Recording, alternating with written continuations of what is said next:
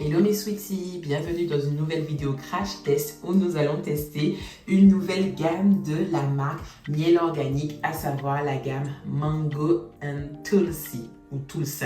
Je sais pas trop comment ça se prononce, c'est la première fois que j'entends ce nom.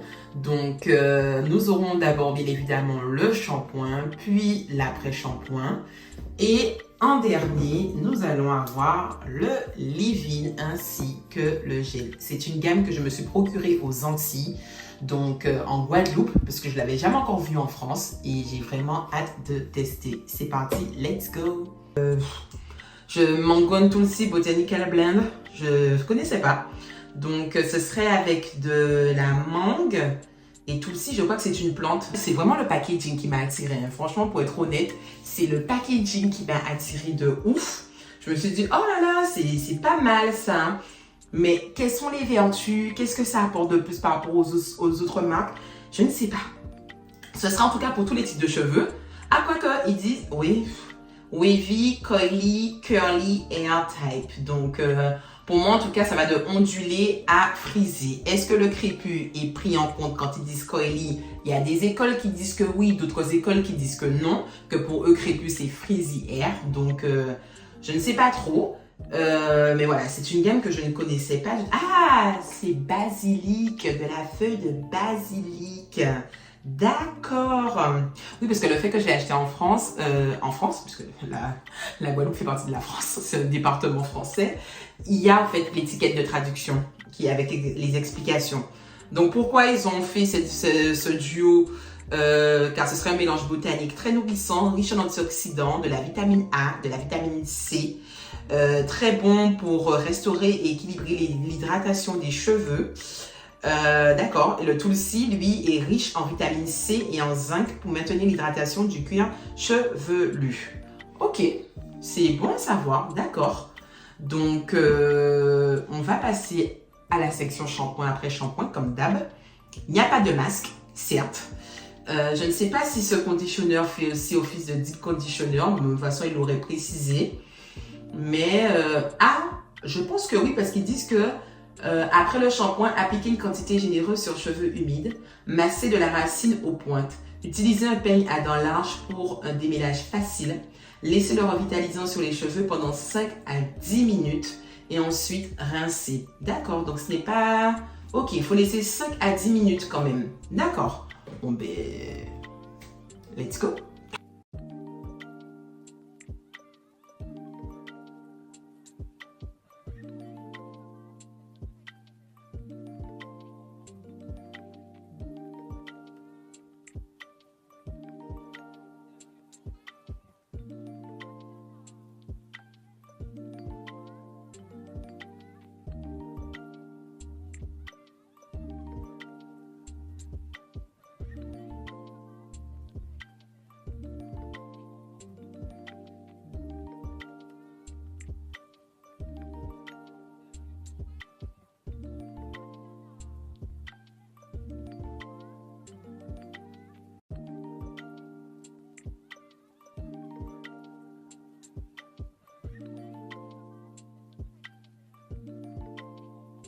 Je suis agréablement surpris par le shampoing et l'après-shampoing.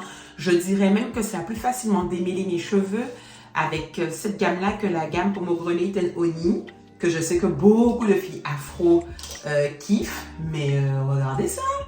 Waouh, waouh, waouh! Le cheveu, il est doux, il est souple. Ah ouais, franchement, waouh! Donc là, maintenant que j'ai démêlé, que j'ai apporté cette fluidité aux cheveux. Vous avez vu le peu de cheveux que j'ai perdu? Mais non, le truc est trop bien. La texture est assez... C'est semi-épais, mais est-ce que c'est riche? On va voir. Mais j'aime bien la petite texture. Elle est un petit peu gélifiante. Ouais, elle est un peu gélifiante. Regardez, ça vibre un peu. Elle est un peu gélatineuse. Et elle est... En fait, elle est pas... Je dis, ouais, elle est semi-épaisse, hein. Je dirais pas qu'elle est épaisse, elle est semi-épaisse. On va appliquer. Ok, d'accord. J'ai perdu l'effet éponge instantanément. Mais c'est quoi cette gamme qu'ils ont créée là? C'est quoi? Expliquez-moi, qu'est-ce que c'est? Pour l'instant, c'est du sans faute. Hein? C'est direct. Regardez. C'est direct. Alors, je ne vais pas en mettre plus. Parce que, quand même, on dirait qu'il n'a pas d'odeur. Les gels comme ça, en général, je ne suis pas forcément très transparent. Il semble avoir une bonne tenue puisque il ne descend pas. Alors, il a l'air de bien adhérer. On verra si j'ai des dépôts ou pas par la suite. C'est un peu la même odeur que toute la gamme, mais moins...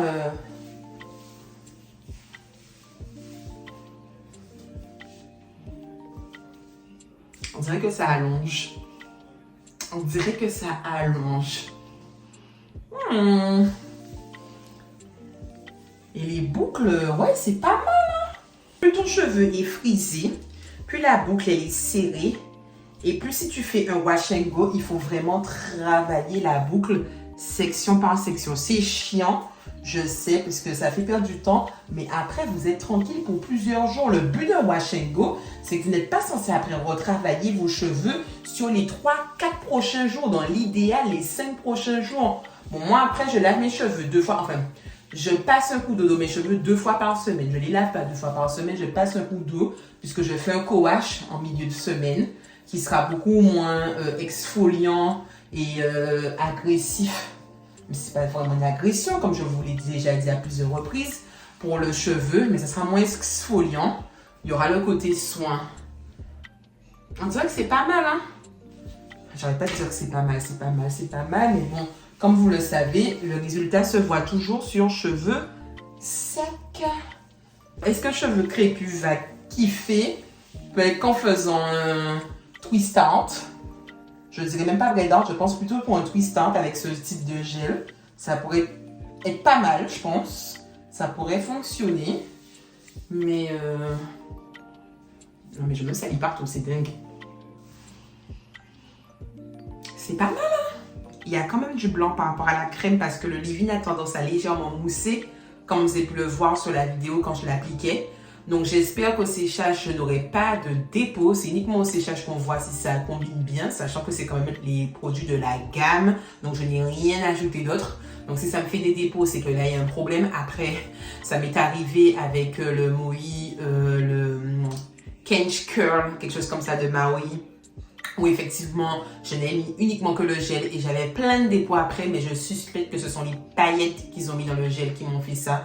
Mais en tout cas, pour le moment, le rendu, il est parfait. Je kiffe. Le gel, quand vous l'appliquez, comme j'ai pu le montrer, effectivement, ça définit super bien. Je ne suis pas quand même sûre que ça pourra le faire sur un cheveu qui est crépus. Je préfère être honnête avec vous, puisqu'au fait, quand on applique le gel, après, comme s'il y a un côté qui... Ça passe de gel à liquide. Ça se liquifie un peu, au fait, à force d'appliquer, d'aller jusqu'au bout. Et parce que ça me faisait après des gouttes d'eau, je voyais qui tombaient. Donc, ça veut dire que c'est pas une texture épaisse. C'est une texture semi-épaisse et encore, qui fait qu'un cheveu très crépus, vous savez qu'il faut un gel avec une bonne texture pour bien enrober la fibre capillaire, la capturer, la boucle de ce cheveu crépus pour que ça puisse rester figé. Et je ne suis pas sûre que ça pourra correspondre. Je ne suis pas sûre. Après, on peut être surpris. Il faut faire des crash tests, il faut voir ce que ça donne. Et parfois, ben, le cheveu crépus, on peut le définir d'une autre manière que par le wash and go. Ça peut être soit par du twist out, par du braid out. Et là, le gel, il peut très très bien fonctionner, donner un rendu parfait. Ou avec des flexi rods. Enfin, il y a de tout, quoi. Mais uniquement avec mes doigts, en faisant la méthode rake and shake. Donc vraiment rake, on applique bien, et shake. Ou sinon le finger curling, parce qu'en fonction de mes boucles, je varie la méthode de boucle. Il y a des endroits, ça sera du rake seulement. D'autres, ça sera du rake and shake. D'autres, ça sera du finger curling. Ça sera surtout derrière et devant. Mais pour le moment, le rendu, il est beau. J'aime bien. Sur cheveux mouillés. Donc, j'attends de voir sur cheveux secs ce que ça va me donner. Mais c'est pas mal, je trouve. Hein. Regardez, ça fait... c'est trop mignon. C'est trop chou. C'est trop chou. Regardez ça. Oui, il y a quand même des endroits où ça galère un peu. Et j'ai quand même mis la moitié du pot, donc j'ai pas voulu trop insister puisque voilà, c'est pas non plus surplombé mon produit, mon cheveu de gel. Ouais, j'ai mis la moitié du pot pour, comme j'ai une touffe comme vous le savez, et en plus je prends de la longueur, c'est pour ça que d'ailleurs je taille régulièrement parce que plus c'est long, plus il faut mettre du produit. Le leave-in encore, j'ai utilisé je crois que 1/5 du leave-in, 1/5 ou 1/4, mais je dirais, ouais, 1/4 plutôt du leave-in. Donc ça veut dire que ça peut me durer un mois si je le fais une fois par semaine. Et le shampoing, après shampoing, je pense que j'en ai pour 2 mois, facile. Mais le gel, j'ai utilisé la moitié du pot quand même, donc presque la moitié, on va dire 40%. Donc voilà, on va voir ce que ça donne comme résultat. Est-ce que ça tient? Est-ce que c'est beau?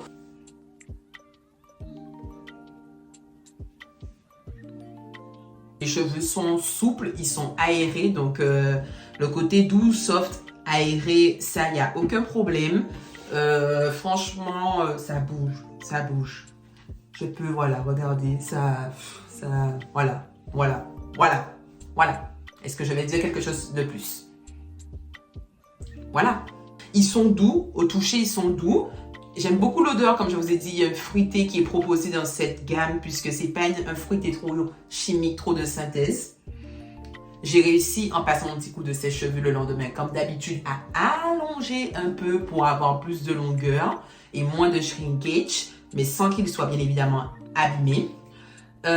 Est-ce que c'est une gamme que je recommandais pour tout le monde? Alors, le shampoing et l'après-shampoing, je pense que tout le monde peut l'utiliser, clairement. Franchement, tout le monde peut l'utiliser.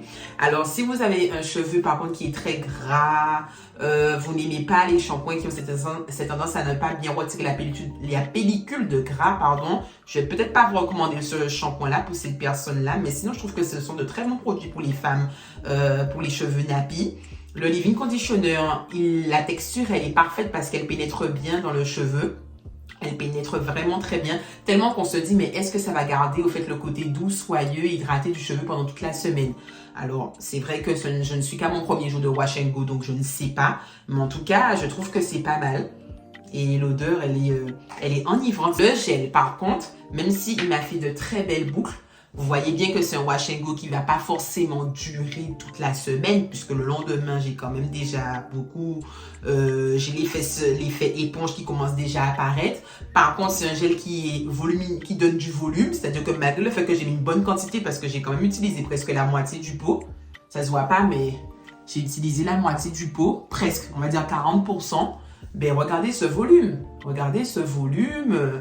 Et encore, avec un peigne afro, je pense que je peux easy faire un meilleur volume. Donc, pour celles qui souhaitent faire un afro aéré, soft, doux, pourquoi pas? Vous faites d'abord peut-être des twists. Vous twistez vos cheveux pour bien sûr former la boucle que vous souhaitez, dessiner la boucle que vous souhaitez. Et pourquoi pas? Je pense que ça peut être pas mal.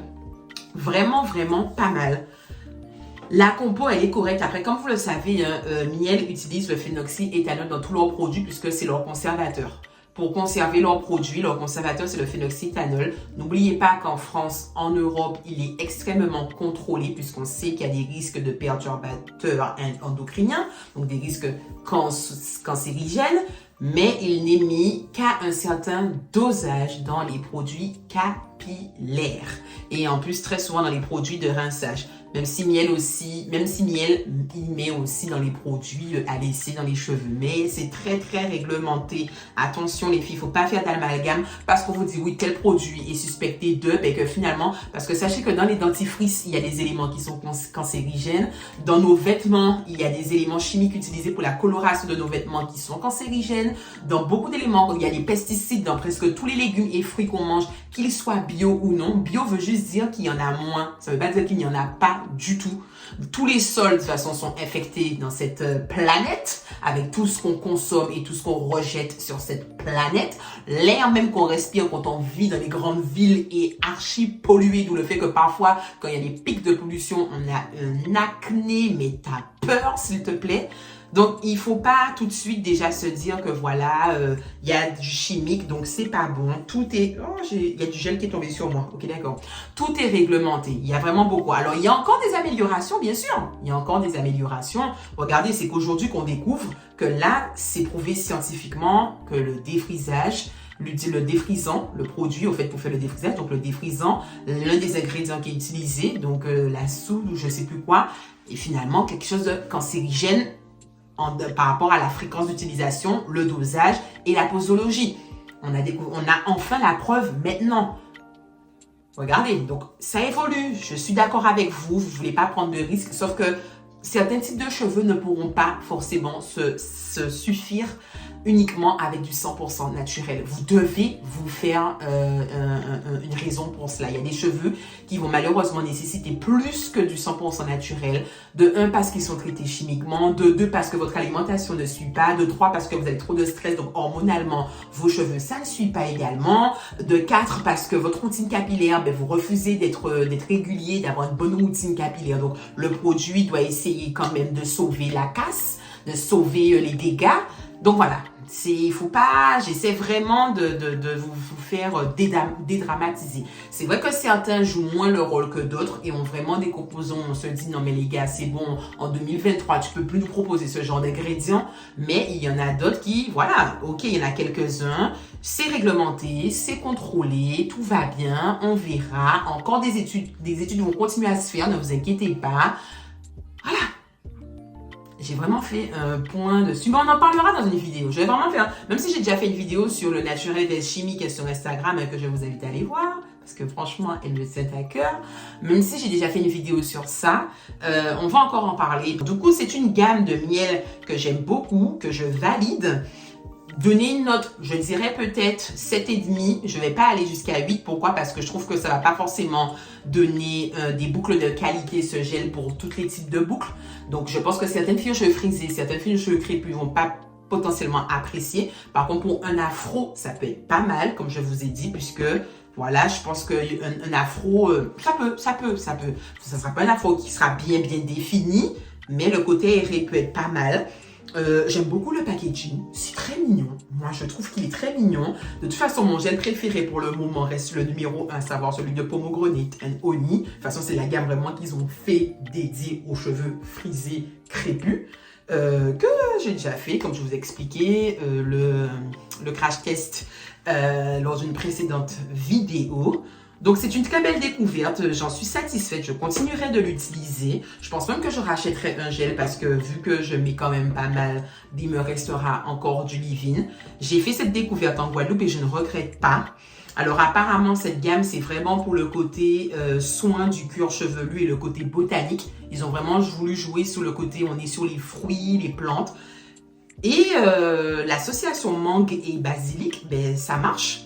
Ça marche, on sent la douceur, j'ai pas galéré pour démêler mes cheveux, j'ai vraiment apprécié. Donc j'attends vraiment votre retour, je suis pas sûre d'avoir beaucoup de retours puisque c'est une nouveauté. Donc ça m'étonnerait que vous ayez déjà testé. Si c'est le cas, ben, j'attends vos commentaires. Si vous avez d'autres questions, j'attends aussi. Si vous voulez savoir dans quel magasin en Guadeloupe je me les suis procurés, c'était à Beautylicious des Abîmes. Vous pouvez aussi trouver la gamme à Saint-Martin. J'ai vu qu'ils le vendaient aussi à Saint-Martin. En France, je n'ai pas encore vu. Je vais faire des recherches. De toute façon, vous savez que dans la description, je mets tous les sites sur lesquels on peut commander. Donc, soit il y aura des sites, soit il n'y en aura pas. Voilà, tout simplement. Et comme vous le savez, on ne va pas la refaire, mais c'est bien toujours de le dire. Je suis sur tous les réseaux sociaux, à savoir Instagram, avec le détail de tout ce qui concerne le monde capillaire. Également YouTube, en n'oubliant pas de vous abonner pour être à l'actu des nouvelles vidéos qui vont dropper sur TikTok et en dernier sur Facebook. Merci beaucoup mes sweeties. Oh là là, je viens de me casser un ongle, c'est parfait. Merci beaucoup. Et de toute façon, on va se revoir pour une prochaine vidéo. Un gros air love. Merci encore à la communauté de grandir, puisque là, les 5000 followers, ce cap-là est un cap très important pour moi. Si vous avez encore des questions, n'oubliez pas en commentaire.